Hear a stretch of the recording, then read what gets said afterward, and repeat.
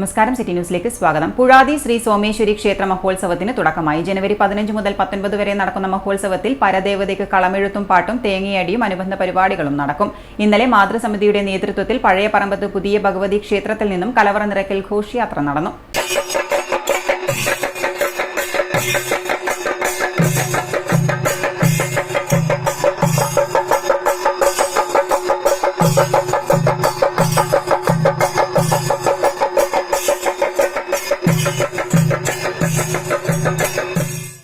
തുടർന്ന് പ്രശാന്ത് വർമ്മയും സംഘവും അവതരിപ്പിച്ച ഭജൻസ് മാനസ ജപലഹരി അരങ്ങേറി.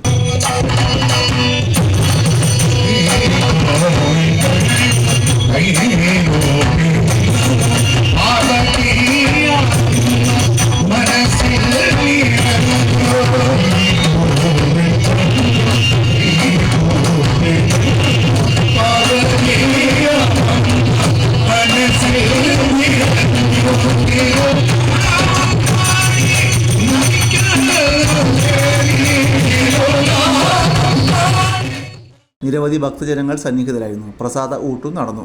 ക്ഷേത്രം സംരക്ഷണ സമിതിക്ക് വേണ്ടി ട്രസ്റ്റി ശശിധരൻ തമ്പാൻ കൈമൾ പ്രശാന്ത് വർമ്മയെ പൊന്നാടി അണിയിച്ച് ആദരിച്ചു. തുടർന്നുള്ള ദിവസങ്ങളിൽ സംഗീത കച്ചേരി, ഗാനസുധ, തിരുനൃത്തം, വിവിധ കലാപരിപാടികൾ എന്നിവ അരങ്ങേറും.